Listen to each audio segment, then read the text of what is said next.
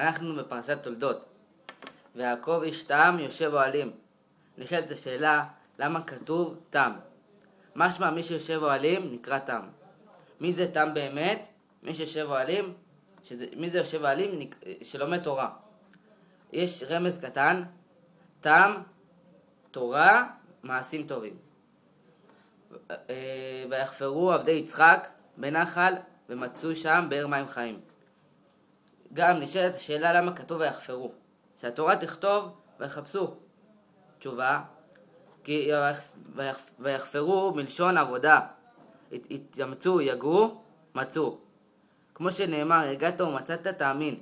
ברגע שאדם באמת יגיע בתורה, אין סיבה שלא ימצא את אהבת תורה.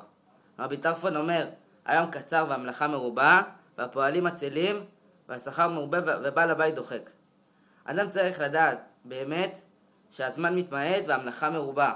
איזה מלאכה? מלאכת התורה. וכמה שאמרו, וכמה הזמן קצר, אדם לא יודע כמה זמן. אמרו, היום קצר והמלאכה מרובה. בן זומא אומר, איזו החכם הלומד מכל אדם, איזו הגיבור הכובש לצרו, איזו העשיר השמח בחלקו, ואיזו המכובד המכבד את הבריות. שתי שאלות על המשנה הזאת. למה דווקא ארבעה אלו בן זומא אומר? תשובה, כי ארבעה אלו הם השורש של האדם. למה?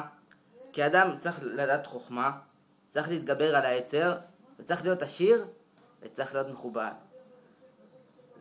עכשיו עוד שאלה, למה הסדר של החוכמה, גיבור, עשיר ומכובד? למה דווקא הסדר הזה? יש תשובה יפה. ברגע שאדם יש לו חוכמה, הוא יכול להיות גיבור. ברגע שאדם יכול להיות גיבור, הוא יכול להיות עשיר. ואחרי שהוא יכול להיות עשיר, הוא מבין שצריך לכבד את הבריות. היצר הרע אומר, דבר עליי ואל תעסוק בתורה. כי היצר יודע דבר אחד שהוא לא יכול. מה זה? התורה. דבר עליי ואל תעסוק בתורה. תלמד מוסר, תעבוד, תעשה הכל, אל תלמד תורה. מכאן אמר רבי יהושע בן לוי, כל יום יוצאת בת קול ואומרת, יוצאת בת קול מהר חורב ומכרזת ואומרת, אוי להם ישראל מעלבונה של תורה. בקידוש ל"ט כתוב בגמרא, אלו דברים אדם אוכל פירותיהם בעולם הזה והקרן קיימת לעולם הבא. מה הכוונה אוכל פירותיהם בעולם הזה? מקבל שכר, לא משנה איזה השם ייתן לו, אבל מקבל שכר. על איזה דברים? כיבוד הורים, גמילות חסדים, הכנסת אורחים והבעת שלום בין חברו. בתלמוד תורה כנגד כולם. אדם צריך לדעת שהתורה, כל רגע שהוא לומד, השם נותן לו שכר גם בעולם הזה וגם בעולם הבא. רבי חנניה בן הקנה אומר, כל המקבל עליו עול תורה, מעבירים ממנו עול מלכות ועול דרך ארץ. וכל הפורק ממנו עול תורה, נותנים ממנו עול מלכות ועול דרך ארץ. מה זה עול מלכות?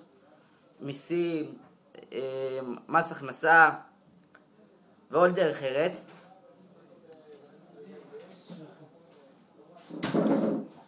ועול דרך ארץ, עול הפרנסה. בקידוש תניא רבי שמעון בן אליעזר אומר, ממי לא ראיתי צבי קייץ ושועל חנווני ואריה סבל, והם מתפרנסים שלא בצער. ואני שנבראתי לשמש את קוני, אינו דין שלא יתפרנס שלא בצער, אלא שבעוונותם מקפחים את פרנסתם.